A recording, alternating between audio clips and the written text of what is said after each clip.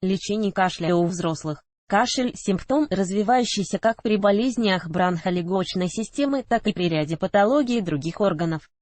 Для успешного лечения в данном случае важно выяснить непосредственную причину, приведшую к развитию кашля. Кроме того, он может быть сухим и мокрым, то есть протекать с выделением мокроты.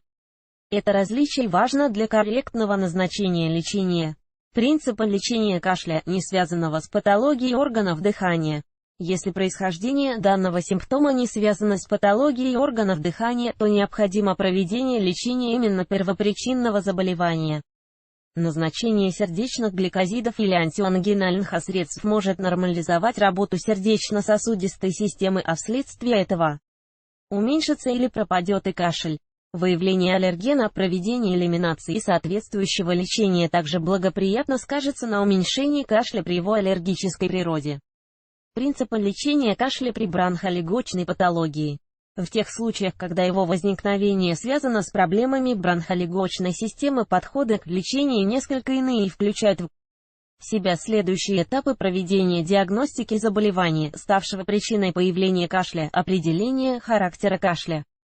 Сухой или с мокротой, назначение лекарственных средств от кашля, применение фитотерапии, использование физиотерапевтических процедур, ингаляций. В домашних условиях лечим кашель у взрослых только если он является проявлением ОРВИ, фарингита. В случае же диагностики бронхита, пневмонии, плеврита, туберкулеза, бронхиальной астмы именно специалист решит вопрос о назначении антибиотиков, кортикостероидов и так далее. Характеристика лекарственных средств от кашля. Препараты от кашля существуют нескольких видов: противокашлевые, действующие непосредственно на кашлевый центр, бронхолитики, расширяющие просвет бронхов и способствующие выводу мокроты, муколитики, разжижающие мокроту и способствующие ее секреции. Вот почему необходимо определиться с характером кашля, чтобы выбрать правильный препарат. Кроме того, необходимо учитывать, что муколитики не назначаются вместе с противокашлевыми средствами, так как увеличенное количество мокроты может еще труднее выводиться, что только усугубит ситуацию. Сложнее всего протекает лечение сухого лающего, надсадного кашля, возникающего обычно при атрофическом фарингите. Все усилия направлены в этом случае на перевод его в более влажное состояние. Достигается это использованием как противокашлевых препаратов, так и назначением отхаркивающих средств. Чаще всего это могут быть комбинированные препараты, такие как синекот, либексин, бронихолетин, гербион.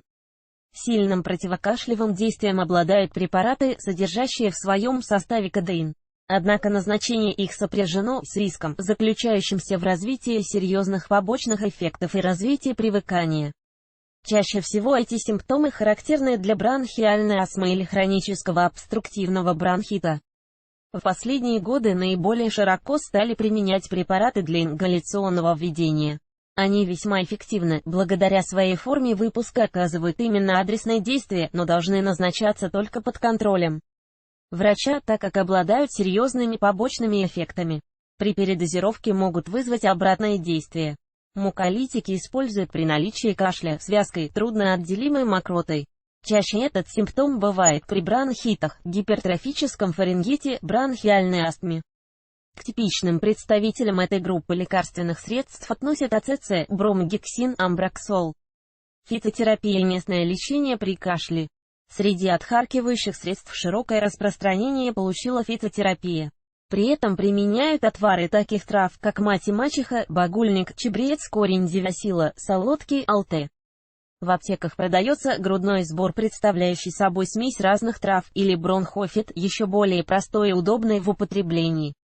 Отвар трав применяется в теплом виде 3-4 раза в день за полчаса до еды или спустя 1 час после. Взрослым пациентам обычно рекомендуется выпивать по полстакана отвара. К лекарственным препаратам подобного действия относят таблетки на основе алтея мукалтин. В качестве отхаркивающего средства используется также щелочное питье и молоко с добавлением в него масла или соды. Хороший эффект в борьбе с кашлем достигается применением щелочно-масляных ингаляций. Так же, как и при любых физиотерапевтических процедурах, использование ингаляции у взрослых может быть ограничено в случаях наличия повышенного артериального давления, бронхоспазма, онкопатологии, склонности к кровотечениям из носа, повышения температуры тела. Местно для уменьшения кашля применяют отвлекающие и согревающие растирки. Они могут быть как аптечного производства, так и приготовленные в домашних условиях на основе камфорного спирта, горчицы, меда, барсучьего жира. Какое бы лечение ни проводил пациент в домашних условиях, всегда нужно помнить о том, что кашель, сохраняющийся в течение 3 недель, является поводом обратиться к врачу. Возможно, понадобится обследование для уточнения диагноза, консультации лор-врача или фтизиатра. Кроме того, даже отвары трав, применяемые длительно, могут стать источником появления нежелательных побочных симптомов, тошнота, аллергические реакции.